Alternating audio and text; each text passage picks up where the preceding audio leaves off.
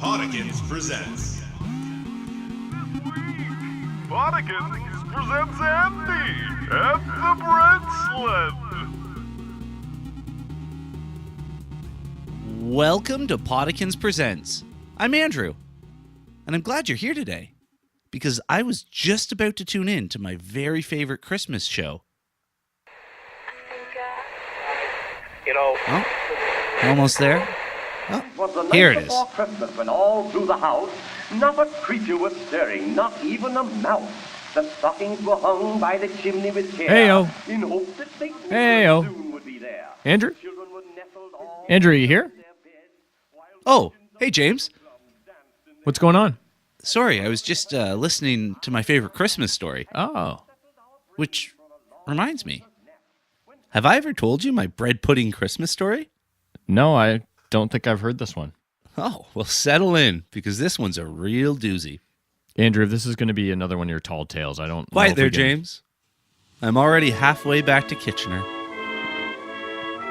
The Kitchener of my youth. And there's the smell of bread in the air because it's almost Christmas.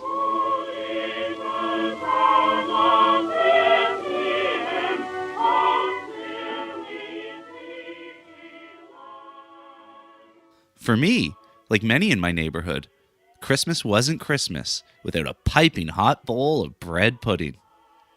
For those who've never had it, well, bread pudding is a sweet treat made from day-old bread that's soaked in a milky nectar. And my mom? Well, my mom made the best bread pudding on the planet. But before she could make it, she needed the finest day-old bread that Kitchener had to offer. And getting the bread? Well, that was my job.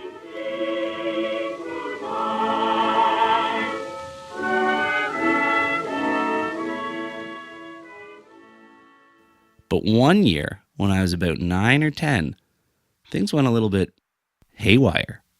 Haywire? That's right, haywire.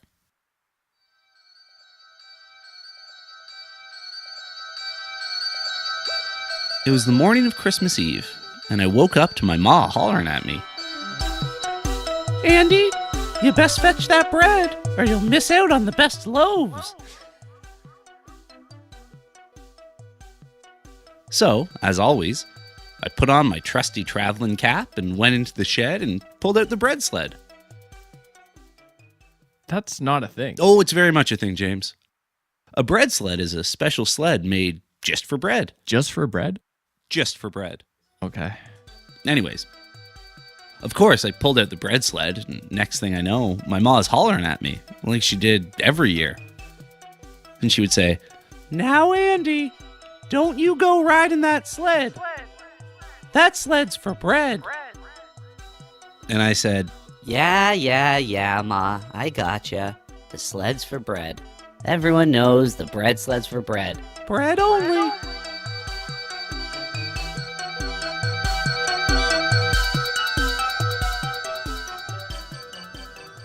So I set off down the street, bread sled in tow, obviously, and there was a few inches of snow on the ground, and all of my neighbors were out making snow weasels. Snow weasels? Yeah, snow weasels. Don't tell me you've never made one. I have no idea what you're talking about. Anyways, I continued on down the street as the neighbors shouted out to me, "What a fine bread sled, young Andy!" Thanks! Finest in Kitchener! "Hey, I see you got your bread sled out!" I sure do! Good eyes! "Off to the bakery, are you, Andrew?" Yep, I am! "Only once a year, eh?" That's the only time it comes out of the shed. And I continued on all the way to the bakery.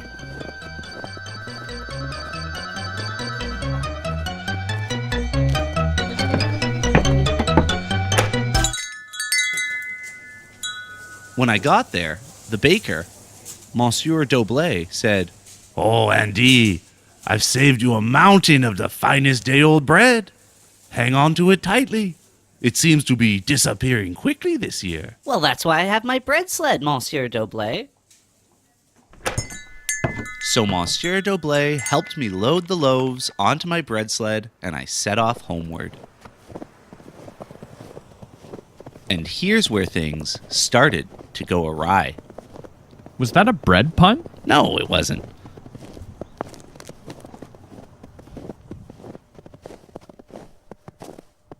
Right at that moment, out of the corner of my eye, I saw a wonderful green feather dancing in the wind.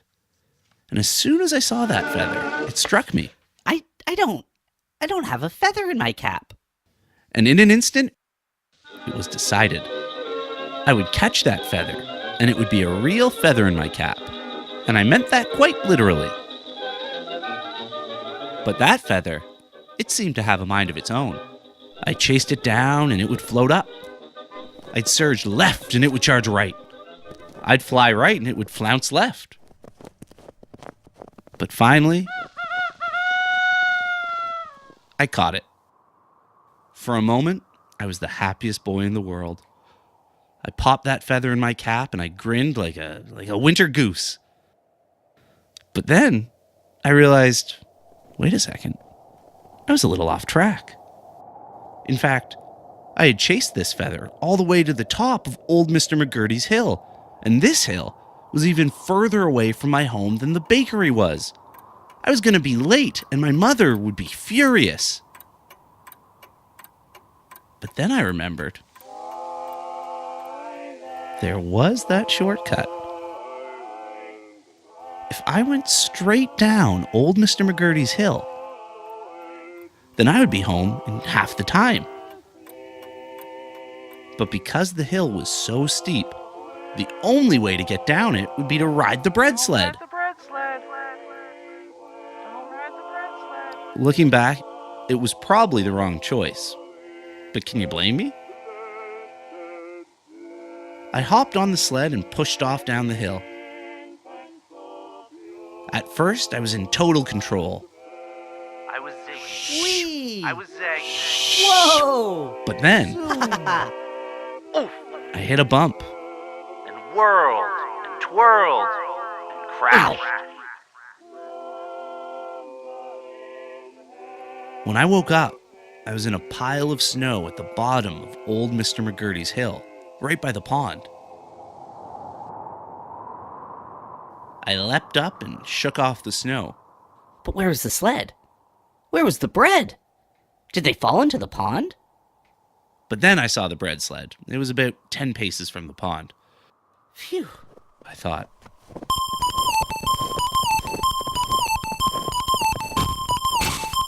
But as I got closer, I suddenly realized the bread was gone. Oh no. I looked everywhere, but I couldn't find anything more than just a few measly breadcrumbs. What's going on? The bread was gone. And without bread, there'd be no bread pudding. And without bread pudding, Christmas would be ruined. And I knew exactly what my mom was going to say. Did you ride that bread sled? The only thing I could think to do was to grab the bread sled and run as fast as I could, back up the hill and all the way to the bakery. When I got there, Monsieur Doblé was just turning over the sign from open to closed. My apologies, Andre. We're all sold out. Today was a much busier day than normal. It seems like everyone's lost their bread. What happened to the prime loaves I gave you? I lost them. Or someone or something took them. Oh, over by old Mr. McGurty's pond. I'm sorry, I can't help you. Sounds like things went awry. Monsieur Doblé, this is no time for bread puns. Well then, I'm sorry, but I can't help you. There's no need to be crusty. And with that, he closed the door. And I stood there in shock. Psst. What was that? Psst. Where was that coming from? Psst. Then I noticed a shadowy figure seated on a bench one shop over. Is that you, old Mr. McGurty? Indeed it is.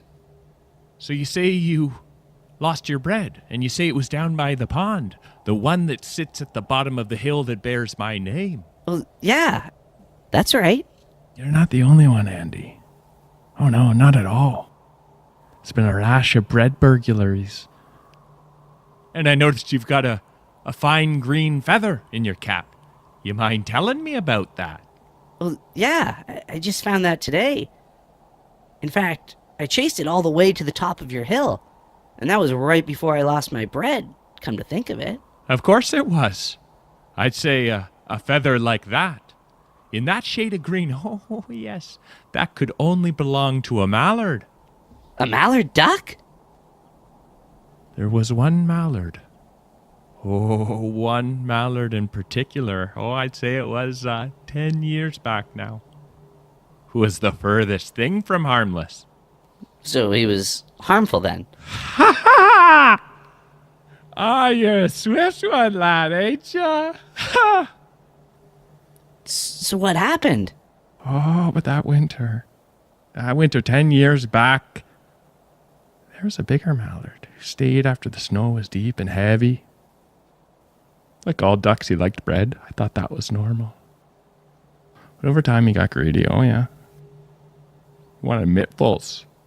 And then handfuls and mitfuls weren't a lot for him. And one day, he bit me hand, took half of it with him. Half a hand? Half a finger. But it would have been half a hand if that abominable snow mallard had his way. Now, Andy, I'm sorry, but I gotta be going right about now. I'll leave you with this advice. If you want your bread, you're gonna have to find that mallard.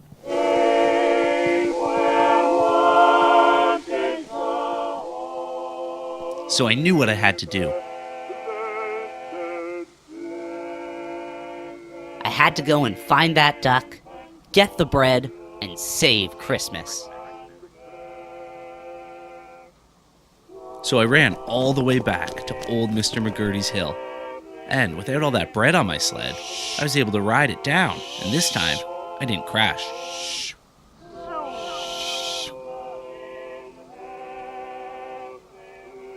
When I got to the bottom, I noticed some footprints. They were most certainly duck prints. The webbing on the toes gave it away. I figured this had to be the abominable snow mallard old Mr. McGurdy was talking about. I was scared. But what could I do? So I followed the tracks as they waddled across the field and into a small wooded area. I ducked under some brush and crawled through. And then I noticed a light shining out of the base of a large oak tree. There was a hollow at the base of the tree, and the tree was huge. And as I got closer, I started to hear some noise. Was that the sound of pots and pans? And just as I got close enough to peek my head in, I was suddenly bonked.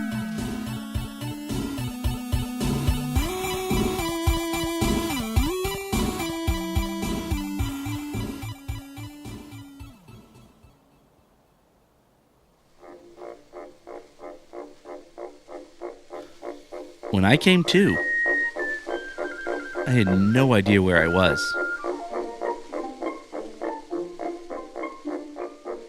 Where am I? I started to hear some noises. It was more pots and pans. And then I realized where I was. I was in the hollow of the tree. It was bigger than I realized. And in front of me was a mallard duck. And he appeared to be cooking?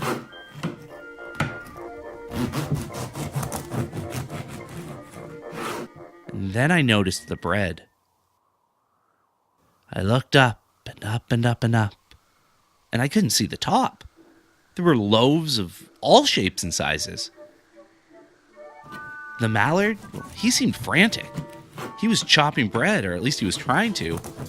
I can hear him quacking and quivering. Eventually, I got up the nerve to get his attention, and I said, Hey, Duck! but I'd startled him, and he let out a high-pitched quack. He threw down his knife and waddled over and got right in my face, his duck bill grazing my nose, and he looked me right square in the eye and said, I'm quacking under the pressure. and then he let out a quick quack, and he rolled backwards onto his tail feathers and started weeping. Who am I kidding? I might be a snow mallard, but I'm not abominable. At least not anymore. You see, I got greedy and I hurt someone. I didn't realize what I'd done. I just love bread.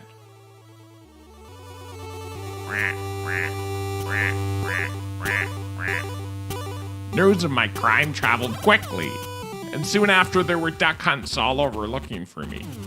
So I left and I've been migrating nonstop ever since. Well, why did you decide to come back now? After 10 years in the air, I decided it was time to make things right. I knew there would only be one way to get this town back on my side, and it would be through bread pudding. So that's why you took all the bread. That's right, but of course, in my little duck brain, that seemed like a surefire way to make up for what I'd done. But now I can't even figure out how to make the stuff, and these feet are, well, they're great for treading water, they're useless for cooking. Immediately, I understood where the duck was coming from, and I knew I could help him. Hold on, Mr. Duck. I forgive you for what you've done, and I think I can help you. My mom, she makes the best bread pudding in the whole Tri-City area, and I think she'll help us. The duck looked at me blankly, then let out a ponderous little quack. Huh? Then he said, Well, what are we waiting for then? Let's get quacking! it took 10 loads of loaves to get all the bread to my house. And of course, I was worried about whether my mum would help at all, given that I was joining forces with a notorious abominable mallard. But my mum's the best, and she had no problem with it. Get that duck in here. Come on in. Just don't take my fingers. Oh, Mom.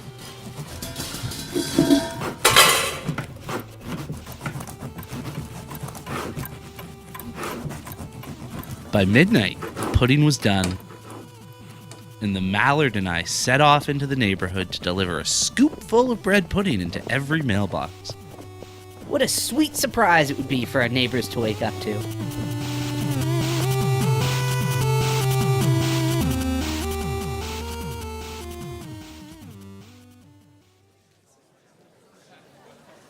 The next morning, we woke up to a commotion outside. It was the whole town on our front lawn. I opened the door and I shouted out, What do you all want? and they said, Was that you, Andy, who left a scoopful of the most delicious bread pudding in our mailboxes? That was delectable. It was me, Oh, Andy, thank you. but I had some help. Some help from my mom, and some help from a snow mallard. The abominable snow mallard, he's back. and I said, Yes, he's back. Now hold it right there. Yes, he's back. But he came back just to make bread pudding for all of you, for the whole town. To say he's sorry for what happened 10 years ago. And suddenly, from the back of the crowd, old Mr. McGurty stepped forward with a scowl on his face, and a hush fell over the crowd. That mallard's back, you say? Well, I say, I'll never forgive him. Unless I can get another scoop of that delicious bread pudding, that is. And the crowd cheered as the duck waddled over and plopped a scoop of delicious bread pudding right into Mr. McGurty's coffee cup. Wow, thank you, kind mallard. Everyone laughed and they broke into a carol.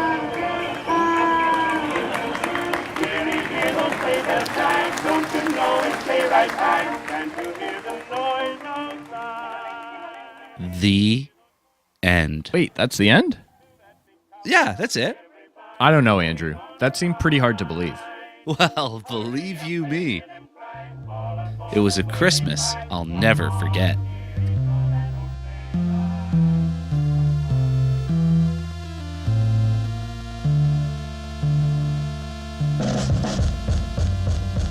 Podikins Presents is created by James Nicholson and Andrew Whitfield.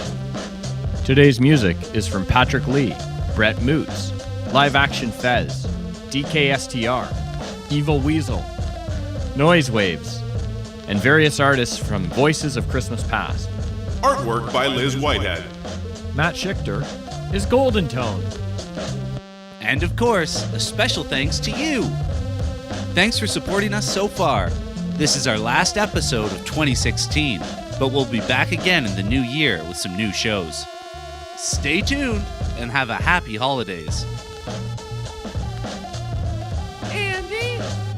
Andy, what am I supposed to say? Au revoir. Well, see you later there, young fella. Bye-bye.